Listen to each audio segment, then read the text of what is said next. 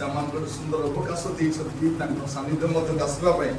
ସେଥିପାଇଁ ମୁଁ ପ୍ରଭୁଙ୍କୁ ଅଶେଷ ଧନ୍ୟବାଦ ଦିଏ। ପୁଣି ପ୍ରଭୁଙ୍କ ନାମର ସ୍ତୁତି ହେଉ। ସେ ଗୋଟେ ସୁଯୋଗ ଦେଲେ ଆପଣମାନଙ୍କୁ ଗହଣରେ ଆସିବା ପାଇଁ, ସେଥିପାଇଁ ମୁଁ ପ୍ରଭୁଙ୍କୁ ଧନ୍ୟବାଦ ଦେଉଛି।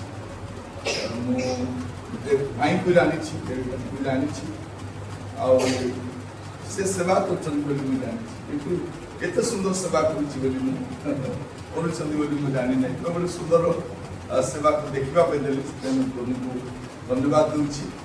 ଆଉ ବିଶେଷ କରି ମୁଁ ଖୁସି ଯେ ତମମାନଙ୍କ ସହିତ କଥା ହେବା ପାଇଁ ପ୍ରଭୁ ଗୋଟେ ସୁଯୋଗ ମୋତେ ଦେଇଛି। ଆଉ ଆଜି ଗୋଟେ ଛୋଟ ବାକ୍ୟ ମୁଁ ରଖିବା ପାଇଁ ଚାହେଁ। ପ୍ରାୟ ସବୁବେଳେ ଲୋକମାନେ କହନ୍ତି ତୁ ପିଲା ଲୋକରେ ତୁ କିଛି ଜାଣିନି, ସତନା ନାହିଁ। ଏଇ କ'ଣ କର, ଏଇ ତୁ ପିଲାଟା, ଆଉ ଏଇ ତୁ ସାନ ଲୋକ, ଏଇ ବାବୁ ତୁ ସାନ ଲୋକ, ଏଇ ଛୋଟ ସାନଟା, ଏମିତି ଆଗ କହିବାଟା ଆମେ ଶୁଣିଛୁ। କିନ୍ତୁ ବାଇବଲରେ ଆମେ ଦେଖୁଛୁ ଯେ ସାନ ସାନ ପିଲାମାନେ କ'ଣ କରିପାରନ୍ତି ସେଇଟା ବି କହିବ। ତୁମେ ସାନ ବୟସର ସାନ ହେଇପାର, ତୁମେ ବି କ'ଣ ଗୋଟେ କରିପାର। ବାଇବଲରୁ ମୁଁ ଟିକେ କହିବା ପାଇଁ ଚାହୁଁଛି ତମମାନଙ୍କୁ, ସାନ ପିଲାମାନେ କ'ଣ କରିପାରିବେ, ତମମାନଙ୍କୁ ଅନୁଗ୍ରହ କର। ଥରେ ଏମିତି ଗୋଟେ ହଷ୍ଟେଲ ଥିଲା, ଆଉ ପିଲାମାନେ ହଷ୍ଟେଲରେ ରହୁଥିଲେ, ପାଖକୁ ସ୍କୁଲ ଯାଉଥିଲେ, ହଷ୍ଟେଲରେ ଆସି ରହୁଥିଲେ। ହେଲେ ପିଲାମାନଙ୍କୁ ଖେଳିବା ପାଇଁ ପଡ଼ିଆ ନଥିଲା, ଖେଳ ପଡ଼ିଆ ନାହିଁ।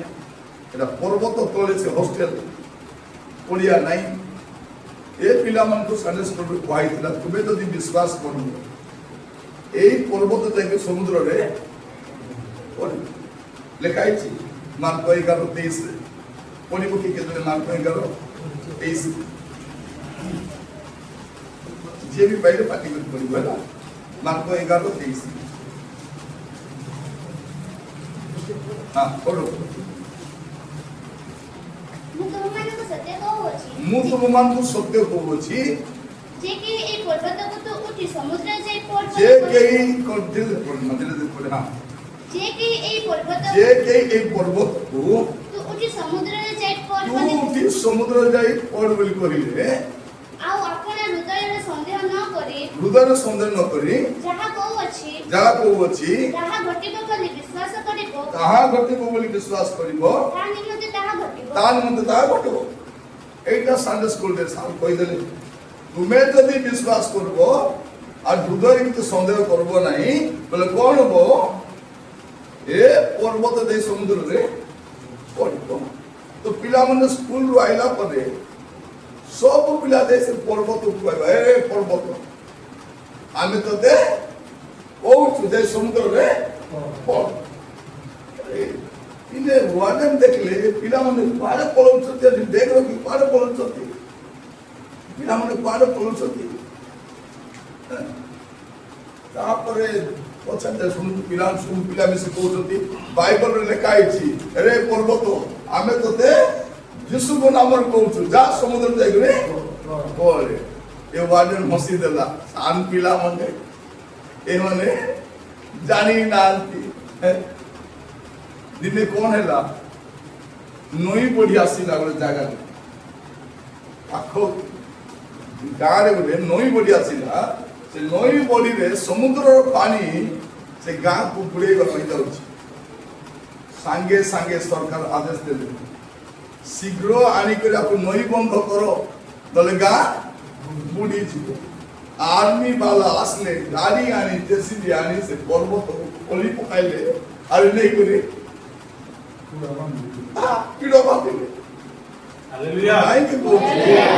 ଆମର ଯଦି ବିଶ୍ୱାସ ଥିବ କେମିତି ନହେଲେ କେମିତି ପ୍ରଭୁ କରିବାଟା କରିବ। ବଡ଼ ଲୋକର ବିଶ୍ୱାସ ନାହିଁ, ବଡ଼ ଲୋକର କାହାଣୀ ବି ଅଛି ଗୋଟେ।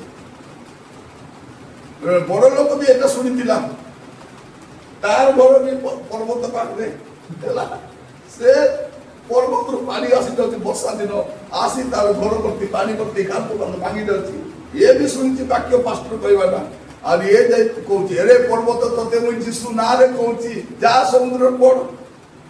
सकाले जे धीरे झोटा कर देखुछि से पर्वत चिड़िया घर अछि एति के दिन प्रार्थना कला कला कला ସେ ପର୍ବତ ଯାଉ ନାହିଁ କହିଲା ଏମିତି ଜୀବନରେ ବାଇବଲରେ ଲେଖା ହେଇଛି ଉପବାସ ପ୍ରାର୍ଥନା ବିନା କିଛି ହବ ତ ଦିନେ ଉପବାସ କଲା ସବୁଦିନ ରାତି ବେଳେ ପ୍ରାର୍ଥନା କରୁଛି ଦିନେ ତା ସ୍ୱାମୀକୁ କହିଲା ତୁମେ ଖାଅ ମୁଇଁ ଖାଇବି ନାହିଁ ମୋତେ ପେଟ ବଥା ହଉଛି ଫାଷ୍ଟିଂ କରିଦେଇଛି ଫାଷ୍ଟିଂ କଲେ ସ୍ୱାମୀ ଲାଗିଯିବ କାହିଁକି ଫାଷ୍ଟିଂ କରୁଛୁ ପଚାରିବ ତ ଇଏ ନ ଖାଇ ପ୍ରାର୍ଥନା କଲା ରେ ପର୍ବତ ତତେ କେବେରୁ କହୁଛି ତୁଇ ଯାଉନୁ ଆଜି ଉପବାସ ପ୍ରାର୍ଥନା କରି କହୁଛି ରେ ପର୍ବତ ତୁଇ ଯେ ସମୁଦ୍ରରେ ପଡ଼ ପ୍ରାର୍ଥନା କଲା ହାଲିଆ ହେଇ ଶୋଇଦେଲା ଧୀରେ ସକାଳେ କବାଟ ଖୋଲି ଦେଖିଲା ବେଳକୁ ସେ ପର୍ବତ ସେଠି ଆଗା ସେ କଣ ବୋଲି କହୁଛି ମୁଇଁ ଜାଣିଛି ଏ ପର୍ବତ କେବେ ବି ଘୁଞ୍ଚବ ନାହିଁ ଯେ ଘୁଞ୍ଚବ ନାହିଁ ବୋଲେ ଘୁଞ୍ଚବ ନାହିଁ ତମ ଦେହ ବହୁତ ବଡ଼ ବଡ଼ କାମ ହେଇପାରିବ ବଡ଼ ଲୋକ ଦ୍ୱାରା ହେଇପାରିବ ମୁଁ କହିବା ପାଇଁ ଚାହେଁ ବେଳେ ବେଳେ ସାନ ଲୋକମାନେ ମଧ୍ୟ ବଡ଼ ଲୋକକୁ ଗୋଟେ ଶିକ୍ଷା ଦେଇଥିବେ ସାନ ଲୋକ ମଧ୍ୟ ଯୋଉଟା ବଡ଼ ଲୋକ ଦ୍ୱାରା କଲେ ସାନ ଲୋକ ଦ୍ୱାରା ହେଇପାରିବ ଥରେ ଏମିତି ଗୋଟେ ଗାଁରେ ବର୍ଷା ହଉନି ବର୍ଷା ନ ହେବାରୁ ମଣ୍ଡଳୀ ଲୋକ କଣ କଲେ ନାଇଁ ପ୍ରାର୍ଥନା କରିବା ଏଲିୟ ଯେମିତି ପ୍ରାର୍ଥନା କରୁଥିଲେ ବର୍ଷା ପାଇଁ ଆମେ ସେମିତି ପ୍ରାର୍ଥନା କରିବା କୋଉଠି କରିବା ଏଇଠି କରିବା ନାହିଁ ଗାଁରେ ଡିସ୍ଚାର୍ଜ ଥିବ ଗାଈ ଗୋରୁ ଛେଳି ମେଣ୍ଢା ଲୋକ ଆସିଥିବେ ଆମେ ସେ ପର୍ବତରେ ଯାଇକିରି ପ୍ରାର୍ଥନା କରିବା ଆଉ କହିବା ପ୍ରଭୁ ବର୍ଷା ତୁମେ ଦିଅ ସମସ୍ତ ମଣ୍ଡଳୀ ଲୋକ ଯାଉଛନ୍ତି ବର୍ଷା ପାଇଁ ପ୍ରାର୍ଥନା କରିବା ପାଇଁ ଗୋଟେ ପିଲା ଯାଉଥିଲା ଦୌଡ଼ି କରି ପଳେଇ ଆସିଲେ ଏ କୁଆଡେ ଯାଉଛୁ ରୋ ଟିକେ ରୋ ମୁଁ ଯାଇ ଆସୁଛି ସେ ଛୁଆଟା ଦୌଡ଼ି ଗଲା ଛତା ଧରି ଆସୁଛି ଖରା ଦିନ ଛତା ଯାଉଛି କଣ ପାଇଁ ଛତା ଆଣୁଛୁ ଗଲାରୁ ଏବେ ଯାଇ ପ୍ରାର୍ଥନା କରିବୁ ପ୍ରାର୍ଥନା କଲେ ବର୍ଷା ହେବ ମୁଇଁ କଣ ଅଧା ହେଇକି ଆସିବି କି ସେ କାହାଣୀର ଲେଖକ ଲେଖୁଛନ୍ତି ଏମାନଙ୍କ ବିଶ୍ୱାସ ପାଇଁ ନାହିଁ ଏ ସାନ ପିଲାର ବିଶ୍ୱାସ ପାଇଁ ବର୍ଷା ହେଇଯାଇଛି ତମର ବିଶ୍ୱାସ ବହୁତ ବଡ଼ ବଡ଼ କାମ କରିଥିଲା ବାଇବଲ ପଢ଼ିବାର ଅଛି ବାଇବଲ ପଢ଼ିବାର ଅଛି ମୁଁ ଯେତେବେଳେ ସ୍କୁଲ ପଢୁଥିଲି ଆମମାନଙ୍କର ଖାତା ପେନ୍ ଏତେ ନଥିଲା ଆମକୁ ପଟା ଗୋଟେ ଦଉଥିଲେ ତାକୁ ସ୍ଲେଟ୍ ବୋଲି କୁହନ୍ତି ସ୍ଲେଟ୍ ଦଉଥିଲେ ଖଡ଼ି ଦଉଥିଲେ ପଛା କନା ଦଉଥିଲେ ମୋର ବ୍ୟାଗ୍ରେ ଗୋଟେ ନ୍ୟୁ ଟେଷ୍ଟାମେଣ୍ଟ ନୂତନ ନିୟମ ଥିବ ସାନ ନୂତନ ନିୟମ ବୋଲି ସବୁବେଳେ ମୁଁ ସ୍କୁଲ ଦିନରୁ ମୋର ବ୍ୟାଗ୍ରେ ନୂତନ ନିୟମ ଥିବ ତାପରେ ପ୍ରାଇମେରୀ ସ୍କୁଲ ସରିଲା ହାଇ ସ୍କୁଲ ଗଲି ମୋର ବ୍ୟାଗ୍ରେ ବାଇବଲ ଥିବ କଲେଜରେ ଗଲି ବାଇବଲ ଥିବ ଏବେ ବି ମୋର ପାଖରେ ବାଇବଲ ଅଛି ବାଇବଲ କଣ ପାଇଁ ମୁଁ ପଢୁଛି ଯେ ଜାଣିବା ପାଇଁ ଯେ ମୋର ପ୍ରଭୁ କଣ କଣ କରିପାରିବେ ମୁଁ ଯେତିକି ଜାଣିବି ସେତିକି ଏକା କହିପାରିବି ଆଜି ମୁଁ ତମମାନଙ୍କୁ ଗୋଟେ କଥା କହିବା ପାଇଁ ଚାହେଁ ଯେ ସାନ ପିଲାମାନେ କଣ କରିପାରିବେ 5ଟି 2 ମାଛ ବିଷୟ ଜାଣିଛ ଶିକ୍ଷିତ ଜାଣିଛ ଗାଇବା ଶିକ୍ଷିତ ଠିକ ଅଛି 5ଟି ରୋଟି ମାଛ ହାତ ହଲେ ଏମିତି ମାଛ କେମିତି ଚାଲିବ ଏମିତି କଲ ଟିକେ ଏମିତି ଏ ବାବୁ ତୋର ମାଛ ଏ ବାବୁ ଶୋଇଦେଲେ ମାଛ କରି ପଳେଇବ ଏମିତି করে ମାଛ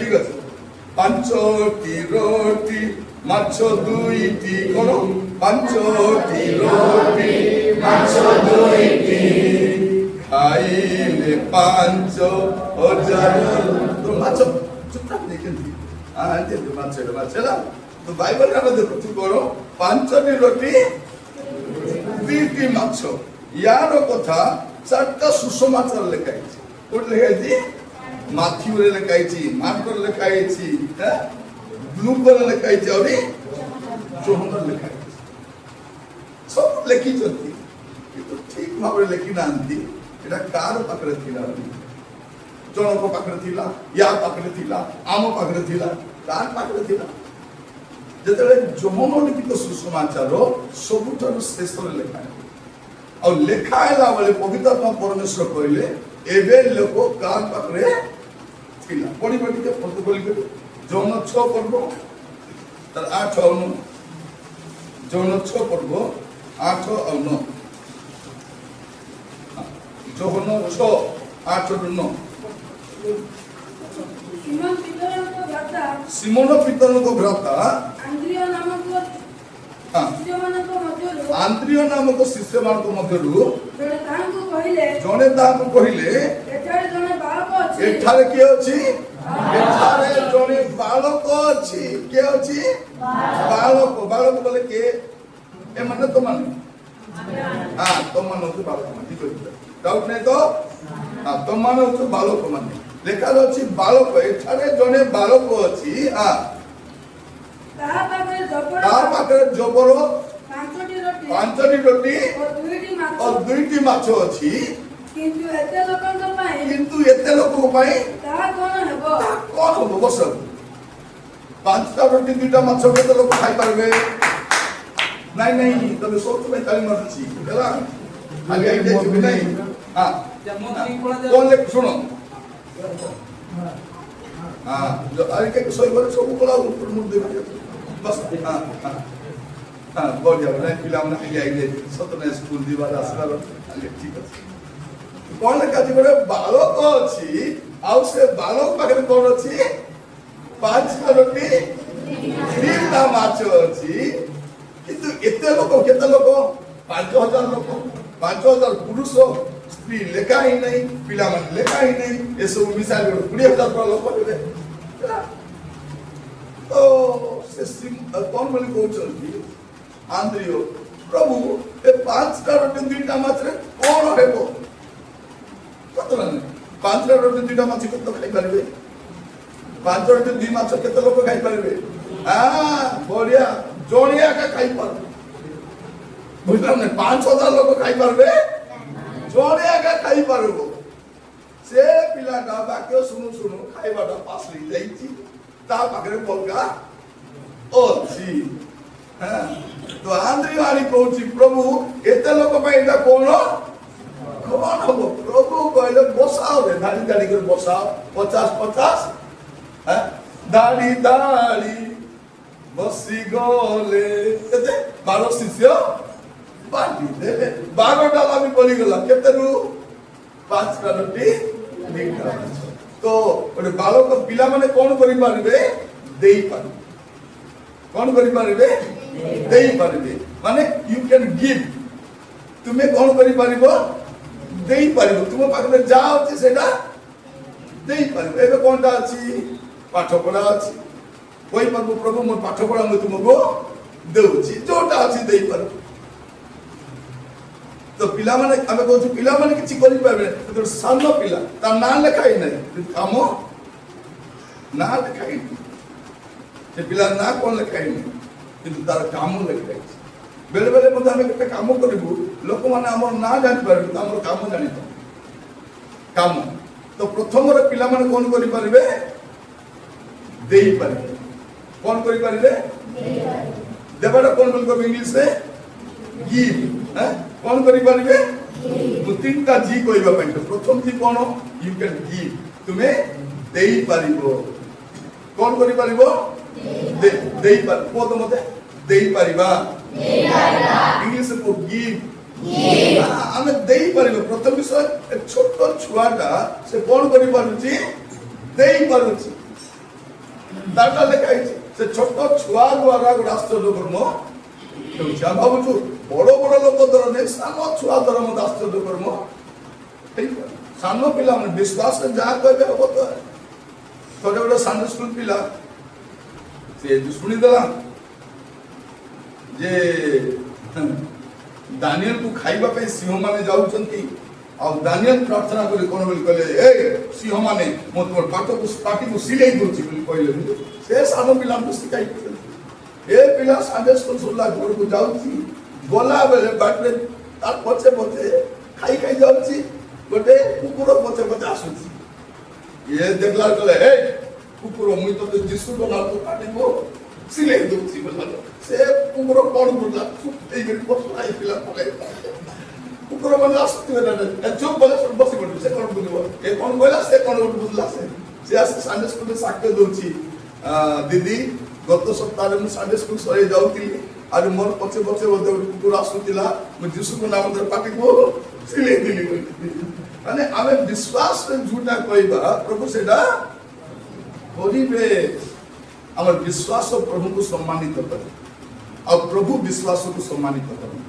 ଇଂଲିଶରେ ଗୋଟେ କଥା ଅଛି, faith honors God and God honors faith. ବିଶ୍ୱାସ କଣ କରେ? ପ୍ରଭୁଙ୍କୁ ସମ୍ମାନିତ କରେ, ଆଉ ପ୍ରଭୁ ବିଶ୍ୱାସକୁ ସମ୍ମାନିତ କରନ୍ତି। ତ ପ୍ରଥମ କଥା କଣ? ତମାନେ କଣ କରିପାରିବ? ଦେଇ ପାରିବ। ଆଉ ଦ୍ୱିତୀୟ ଏବେ ଝିଅ ମାନଙ୍କ କଥା ଗୋଟେ କହିଲି ମସ୍ତ ଖଲତ ମାନେ ଦ୍ୱିତୀୟ ରାଜାବଳୀ 5 ପର୍ବ 2 ପଦ। ଦ୍ୱିତୀୟ ରାଜାବଳୀ 5 ପର୍ବ 2 ପଦ। ଏଇଠି କାଲି ପଢିପାରିବ। ବାଇବଲ ଶୀଘ୍ର ଶୀଘ୍ର କାଲି ଭାବେ ଶିଖିବ ହେଲା। ପ୍ରଥମରେ କୋଉ ପୁସ୍ତକ ଅଛି ଦେଖିବ ତାପରେ ଭଲ ଭାବେ ଶିଖିବ। ଚଲ ଚଲ ଦ୍ୱିତୀୟ ରାଜାବଳୀ 5 ପର୍ବ 2 ପଦ ପଢିବ ବା ପଢ। ଅରାମୀୟ ମାନେ ଦଳ ଦଳ ହୋଇ ବାହାରେ ଇସ୍ରାଏଲ ଦେଶକୁ ଏକ ଏକ କ୍ଷୁଦ୍ର ବାଳିକା। ଏବେ ଆମେ ବାଳକ ବୋଲି ଦେଖୁଥିଲେ କଣ ଅଛି ବାଳିକା। କି ବାଳିକା? କ୍ଷୁଦ୍ର ବାଳିକା। କ୍ଷୁଦ୍ର ବୋଲେ କେଟା ନିଶ୍ଚିତ ଭାବରେ 13 ବର୍ଷ କମ ଖାଇଥିବ ନହେଲେ କିଶୋରୀ ବୋଲି କହିଥାନ୍ତେ କି ନାଇଁ। ସେ କ୍ଷୁଦ୍ର ବାଳିକା ତାପରେ କଣ ଲେଖା ଅଛି? ବନ୍ଦୀ କରି ଆଣିଥିଲେ। କ୍ଷୁଦ୍ର ବାଳିକାକୁ ବନ୍ଦୀ କରି ଆଣିଛନ୍ତି। ଆଉ ସେ ନାମାନର ଭାର୍ଯ୍ୟାର ସେବା କରୁଥିଲେ। ଏଠି କ୍ଷୁଦ୍ର ବୋଲି ବସ କ୍ଷୁଦ୍ର ବାଳିକା କାହା ଘରେ ଅଛି? ନାମାନ ଘରେ ଅଛି। ତାକୁ କେମିତି ଆଣିଛନ୍ତି? ବନ୍ଦୀ କରି ଆଣିଛନ୍ତି। ସାନ ଝିଅକୁ ବନ୍ଦୀ କରି ଆଣିବ କି ଦରକାର? ତାକୁ ବନ୍ଦୀ କରି କାହିଁକି ଆଣିଛନ୍ତି? ନାମାନଙ୍କୁ କଣ ହେଇଥିଲା? କୁଷ୍ଠ ରୋଗ ହେଇଥିଲା। ସେ କୁଷ୍ଠ ରୋଗୀ ଘରେ କିଏ ଅଛି? ଏ ଝିଅ ଅଛି। ଏ ଝିଅ କଣ କଲା? ଦେଖିଲା ଆରେ ଆଜ୍ଞାକୁ ତ କୁଷ୍ଠ ରୋଗ ହେଇଯାଇଛି। ତାପରେ ଦିନେ ଏ ଝିଅ ଏ କ୍ଷୁଦ୍ର ବାଳିକା ସେ ନାମାନର ସ୍ତ୍ରୀକୁ କହିଲା ଦିଦି ମ୍ୟାଡମ ଯଦି ଏ ଆଜ୍ଞା ଆମର ସେଠି ଥାନ୍ତେ ବୋଲି କହିଲେ ଭଲ ହେଇଯାଇଥାନ୍ତେ। ଆମର ଦେଶରେ ଗୋଟେ ପାଳକ ଆଜ୍ଞା ଅଛନ୍ତି ଏଲିସାଇ ବୋଲି ଗୋଟେ ଆଜ୍ଞା ଅଛନ୍ତି। ସେଠି ଯଦି ଯାଇଥାନ୍ତେ ଏ କୁଷ୍ଠ ରୋଗରୁ ଭଲ ସାନ ଛୁଆ ତାର କଥା ସେ ସ୍ତ୍ରୀକୁ ପ୍ରଭାବ ପକାଇଲା। ଏମିତି ଗୋଟେ ଦିନ ହେଇନଥିବ। ଏ ଝିଅ ଗଲା ପରେ ନାମାନ ଘରେ କେତେ ଘଟଣା ଘଟିଥିବ ସେ ସ୍ତ୍ରୀ ଲୋକ ଅନୁମାନ କରିଥିବ। ଆଉ ଇସ୍ରାଏଲ ଲୋକମାନେ ତାଙ୍କର ଝିଅ ମାନଙ୍କୁ ଦିନକୁ 3 ଥର ପ୍ରାର୍ଥନା କରିବାକୁ ଶିଖାଇଥିଲେ। ଡେଲି 3 ଥର ଇସ୍ରାଏଲ ମାନେ କଣ କରିବେ? ଡେଲି 3 ଥର ପ୍ରାର୍ଥନା କରିବେ। ଯେମିତି ଆମେ ଦେଖୁଥିଲୁ ଦାନିଏଲ 3 ଥର ପ୍ରାର୍ଥନା। ଏ ସାନ ବେଳୁ 3 ଥର ପ୍ରାର୍ଥନା କରୁଛି। ତମାନେ ପ୍ରାର୍ଥନା କରୁଛ କି ନାହିଁ? ଥରେ ମୋର ଭାଣିଜୀକୁ ମୁଁ ପଚାରିଲି ପ୍ରାର୍ଥନା କରୁଛୁ କି ନାହିଁ? ପଢୁଛି ମା ମୁଁ ପ୍ରାର୍ଥନା କରୁଛି ବୋଲି। କେତେଥର ପ୍ରାର୍ଥନା କରୁଛୁ? 3 ଥର ପ୍ରାର୍ଥନା କରୁଛୁ। ବାରେ ବା ମୁଇଁ ଏକା କରୁ ନାହିଁ ଏ 3 ଥର ପ୍ରାର୍ଥନା କରୁଛି। ମୁଁ କହିଲି ତୁ କେତେବେଳେ ପ୍ରାର୍ଥନା କରୁଛୁ? ନାଇଁ ସକାଳେ ଜଳଖିଆ ଖାଇଲା ବେଳେ ପ୍ରାର୍ଥନା କରୁଛି।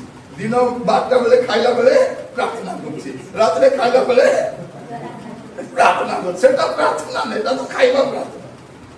କି ପ୍ରାର୍ଥନା? ଖାଇଲା ବେଳେ ପ୍ରାର୍ଥନା କରୁଛୁ ନା ନାହିଁ?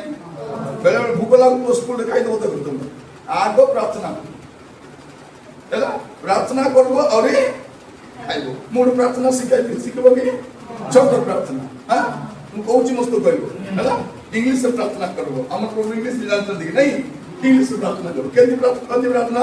God is gracious। ମସ୍ତ କୁହ God is good. God is good.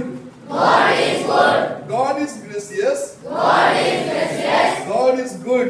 God is good. Thank you, Father. Thank you, Father. For this food. For this food.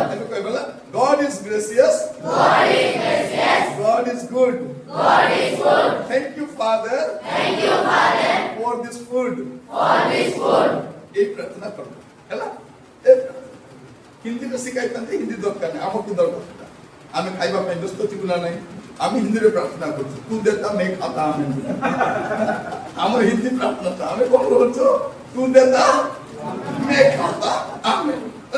तू देता मैं खाता। आमेन। तो इंग्लिश से प्रार्थना करो कौन बोल करके God is gracious. God is good.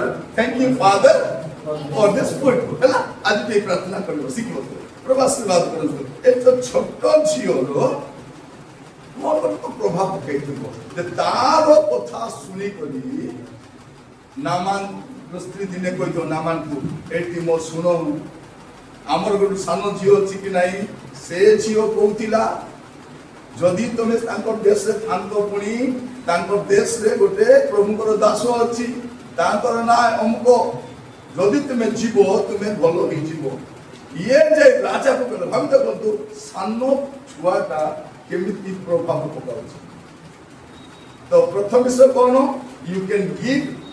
ଦ୍ୱିତୀୟ ବିଷୟ ୟୁ କ୍ୟାନ୍ ଗାଇଡ୍। ତେଣୁ କ'ଣ କରିପାରିବ? ଗାଇଡ୍ କରିପାରିବ, ଲୋକଙ୍କୁ ରାସ୍ତା ଦେଖାଇ ପାରିବ। ସେଇ ଛୁଆର କଥା ଶୁଣି ଏ ନାମାନ କୁସ୍ତି ସୁନା ରୂପା ଲୁଗା ଧରି ପଳେଇଛି। କୋଉଠି ପଳେଇଲା? ସିଧା ରାଜା ଘରକୁ ଗଲା। ରାଜା ଶୁଣିଦେଲା ଏବେ ତ ଯୁଦ୍ଧ ସରିଛି, ସବୁ ଲୁଟି କରି ନେଲେ, ଆହୁରି ବାହାନା କରି ଆସିଛନ୍ତି ବୋଲି ରାଜା ତା ଲୁଗା ପଟା ଚିରା ଚିରି କରି କାନ୍ଦବା ଆରମ୍ଭ କଲା। ମୁଇଁ କ'ଣ ପ୍ରଭୁ, ମୁଇଁ ତତେ ଭଲ କରିପାରିବି? এটা বাহানা লাগুছ, বাহানা দেখাউছ। এই কথা কে শুনলে? এলিসাই শুনলে। কইলে তাকু পটাও মন পাখরে, তাকু নামান পলাইলা। পলাইকে বাহারে ঠিয়া হইছি। সে ভাবুছি কোন প্রভুঙ্কর দাস, মোর সোনা রূপা লুগা দেখি আসি মোর বোতলে পড়বে। আজকালের প্রচারক মানে কোন যুয়াড়ে পয়সা সিয়াড়ে পলাইবে, কিন্তু সে সেমতিটা নাই। এ বাহারে বাহারিবি নাই। কোন বলি কইলে তাকু কইব, কাকু কইব? নামান কুস্তিকু কইব জীবনে সে নদীরে 7 থর বুড়ি গলে ভাল হইଯିବ। এতকি কইছে বাহারিবি না। আমার প্রচারক ডাঁডরে যাই নমস্কার তোর ঘরে ডাকি আনেতান্তু, সে যাই নাহাନ୍ତି। বুঝলেন না? সে যাই না কইলে তাকে কো সে যাও। হেলে আজ্ঞা এ সোনা রূপা ড্রেস কোন করবো? তা ধরি করে পলাও। বিনা মূল্যরে পাইছ, বিনা মূল্যরে সুস্থ করা পয়সা লাগুছি। যা বুড়ে পানি নেই। এ নামান রাগি গলা। আমার দেশে তো কেতে বড়িয়া বড়িয়া নদী অছি, মোর ঘরে তো সুইমিং পুল অছি বললা বলিয়া সে ভাবুছি। পানিরে বুড়লে কোন হব? তার সৈন্য মানে তাকে কইলে আজ্ঞা তোমার সোনাকু তো পচারি নাই, তোমার রূপাকু তো পচারি নাই, তোমার লুগাকু মধ্যে সে নেই নাই। তুমি তো কইলা গোটে কথা যাও আরে বুড়ো বলি করি যাই বুড়ো আজ্ঞা ভাল হইଯିବ। এ কইছে সেমতি কেতি হেব, সেমতি কেতি কে ভাল হইଯିବ। એટલે কোন নেইছি মু পড়ুছি দেখো। এ নামান কুস্তি সে দ্বিতীয় রাজাবলী 5 পর্ব 5 পদ লেখা যাଉଛି। এ নেইছি কোন লেখা যাচ্ছে দেখন্তু 10 তালন্ত রূপা। কেতে রূপা? 10 তালন্ত রূপা। 10 তালন্ত রূপা বলে কেতে? 340 কেজি রূপা। কেতে রূপা? 340 কেজি রূপা। তারপরে 600 স্বর্ণ মুদ্রা বলে এটা কেতে? 69 কেজি সোনা। হ্যাঁ, 340 কেজি রূপা, 69 কেজি সোনা, আর 10টা সুট বুট নেলে খুব বোকা প্রচারক নেব না। হ্যাঁ, সেইপাই আমার পাখে পয়সা পত্র অছি, পাওয়ার নাই। যার কি পয়সা দিব তো পাওয়ার, পয়সা পত্র যা লোক পাওয়ার নথিবে বড় লোক পাই বলছে। হ্যাঁ, তোমার পাই নাই। এ গোলা নে পড়েলা যা। এ রাগি করে পলাইলা পরে কোন করছি বুড়লা থরে উঠিকি দেখুছি কিছু হেউ নাই, কিছু হেউ নাই রে। এ কইছে আজ্ঞা 2 তর বুড়ো, 3 তর 4 তর 5 তর বুড়ি করি কোটি হেলা কিছু তো হই নাই রে। আজ্ঞা 5 ହେଇଛି, আরে 2 বাকি ଅଛି। 2 তর বুড়লা সমান 7 তর। হ্যাঁ, কেতে বুড়লা? 7 তর। 7 তর বুড়লা পরে কোন যাচ্ছে? নামান কুস্তি পুরা সুস্থ হয়ে যাচ্ছে। এটা কার দ্বারা হই পারছি? ওটা ক্ষুদ্র বালিকা। জনে থরে গোটে সান পিলা সে স্কুলে পড়ুছি। সে সার খ্রিস্টিয়ান নাই। সে কোন বলি এ পিলা মানে শুনো রে শুনো, এ খ্রিস্টিয়ান মানে মিছ কথা কହୁଛନ୍ତି রে। হ্যাঁ, ইসরায়েল লোক মানে পুনি মিশর দেশରୁ বাহারিলে, সমুদ্র পুনি 2 ভাগ হই গলা, আর এমন পুনি পানি হই পানি হই করে গলে। মিছ কথা রে, মিছ কথা। আঁঠু লাকা পানি থিলা রে বলি সে সার কো। এ সানো পিলা কହୁଛି প্রেজ দ্য লর্ড। সার কলে বাইরে প্রেজ দ্য লর্ড। আজ্ঞা আমার প্রভু কেতে মহান। আঁঠুয়ে পানি রে প্রভুଙ୍କ ଲୋକମାନେ ପାଣି ହିଁ ପଳେଇଲେ। ସେ ଆଣ୍ଠୁଏ ପାଣିରେ ଫାରୋ, ତାର ରଥ, ତାର ଅଶ୍ବ ସବୁ ବୁଡିକି ମରିଗଲା। ଆଣ୍ଠୁଏ ପାଣିରେ କହିବା ପାଇଁ ଚାହେଁ ସାନ ପିଲାର ସାର ପାଣି କମ୍। ଥରେ ଗୋଟେ ସ୍କୁଲରେ ସାନ ପିଲାମାନଙ୍କୁ କଣ କଲେ, ତମ ସ୍କୁଲରେ ଚିତ୍ର ଆଙ୍କୁଛ କି ନାଇଁ? ଚିତ୍ରାଙ୍କନ ଅଛି ନା ନାଇଁ? ଡ୍ରଇଂ ଅଛି? ଡ୍ରଇଂ ଅଛି। ସାର୍ କହିଲେ ତମର ପ୍ରିୟ ଭଗବାନର ଛବି ଆଙ୍କି କରି ଆଣ। ତ ସବୁ କଲର କଲେ, କେମିତି ଅଛି କେମିତି ଅଛି ବନାଇଲେ। ଏ ପିଲା ଧଳା କାଗଜ ନେଇକି ଯାଇଛି, ତଳେ ଲେଖିଛି ସଦାପ୍ରଭୁଙ୍କର ଚିତ୍ର। ସେ ସାର୍ ଦେଖିଲେ କିଛି ଲେଖି ନାହିଁ, କରି ନାହିଁ। କଣ ରେ ଧଳା କାଗଜ ଲେଖିଛି ଲେଖିନୁ, ଆରି ସଦାପ୍ରଭୁଙ୍କର ଚିତ୍ର ଲେଖିଛୁ।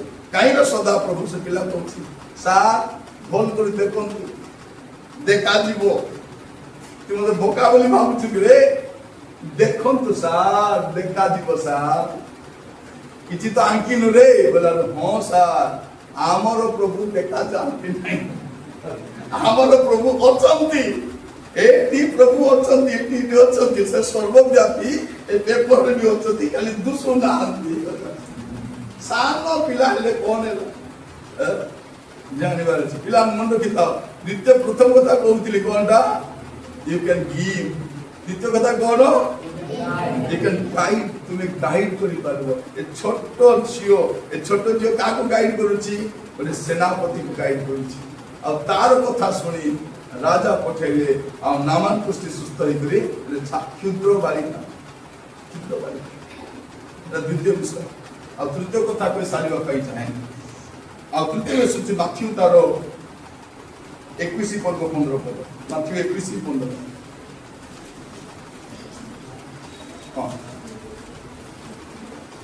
ମାଥ୍ୟୁ 21:15 ଆପଣ।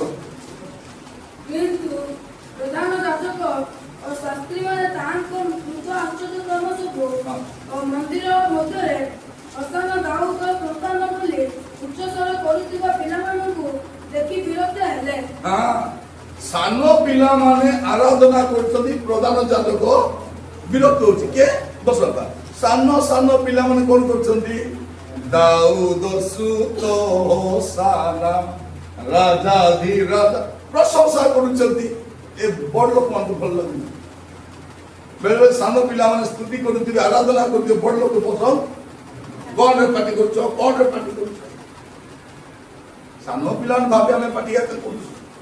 ଥରେ ଆମେ ଗୋଟେ ପ୍ରାର୍ଥନା କରୁଥିଲୁ, ଗୋଟେ ପ୍ରଭୁଙ୍କ ଦାସର ସାମଟା ପିଲା ଥିଲା, ସେ ଖେଳୁଥିଲା। ଆମେ ଯାଉ ପାଟି କର ନାହିଁ, ବାହାରେ ଯାଅ। ସେ ଛୁଆ କଣ ବୋଲି ଯାଉଛି, ଏମାନେ ପାଟିତୁଣ୍ଡ କରୁଛନ୍ତି, ହାଲେଲୁୟା ପ୍ରେଜ୍ ଦ ଲର୍ଡ, ଯୀଶୁଙ୍କ ରକ୍ତର ଜୟ ବୋଲି ଏମାନେ ପାଟି କରୁଛନ୍ତି, ଆମେ ପାଟି କଲେ ମନା କରୁଛନ୍ତି। ସାନ ଛୁଆ କଣ ଜାଣିବ? ତ ତୃତୀୟ ବିଷୟ କଣ କରିପାରିବ?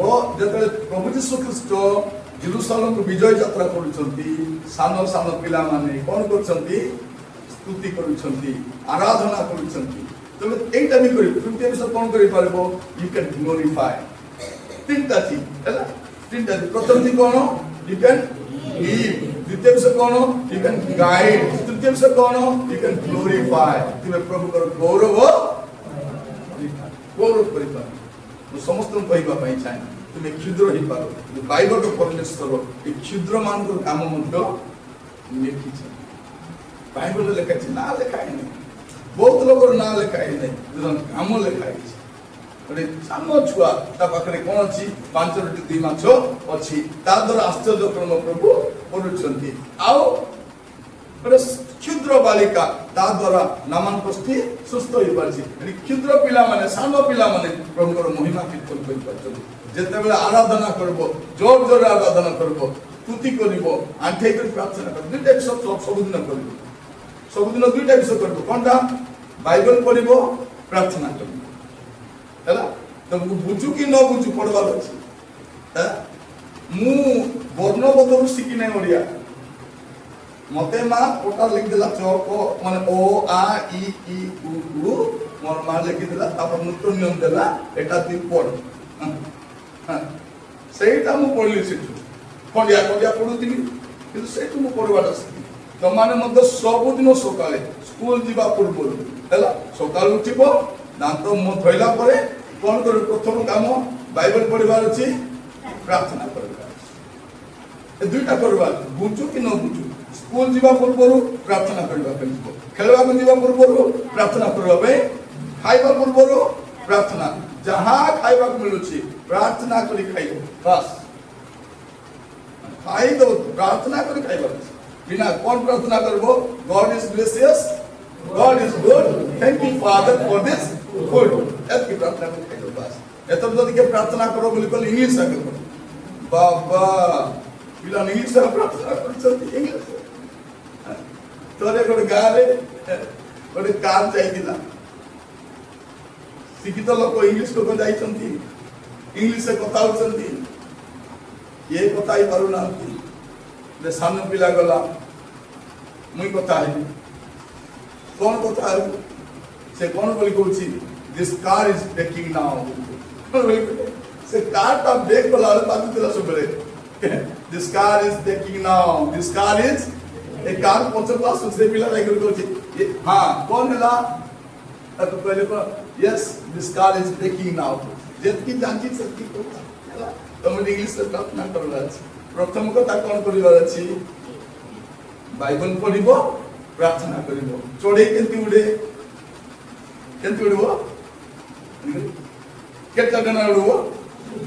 ହଁ, ଦୁଇଟା ଡେଣାରେ। ଗୋଟେ ଡେଣା ଉଡିବାର ଦେଖିଛ କେବେ ଚଢେଇ? ନାଇଁ ଡେଣା ଥରେ ଡେଣା ଉଡିବ ବୋଲି ଚଢେଇ କେମିତି ଦୁଇଟା ଡେଣାରେ ଉପରକୁ ଉଠିବ, ତମାନେ ମଧ୍ୟ ଆତ୍ମିକ ଜୀବନ ଦୁଇଟା ଡେଣାରେ, ଏଟା ପ୍ରଭୁ ଦୁଇଟା ଡେଣା ଦେଇ, ଗୋଟେ ଡେଣା ବାଇବଲ ପଢିବାଟା, ଗୋଟେ ଡେଣା ତେବେ ତୁ ଉପରକୁ ଉପରକୁ ଉପରକୁ ଉଠିପାରିବୁ। ପ୍ରଭୁ ତମାନଙ୍କୁ ଆଶୀର୍ବାଦ କରନ୍ତୁ। ତିନିଟା ବିଷୟ କ୍ଷୁଦ୍ର ହେଲେ ବି ତୁମେ କରିପାରିବ। ପ୍ରଭୁ ତମାନଙ୍କୁ ଆଶୀର୍ବାଦ କରନ୍ତୁ। ଆଣ୍ଠୁ ମାଡ଼, ମୁଁ ତୁମ ପାଇଁ ପଦେ ପ୍ରାର୍ଥନା କରିବା ପାଇଁ ଚାହୁଁଛି। ପ୍ରାର୍ଥନା କରିବା ସମସ୍ତେ।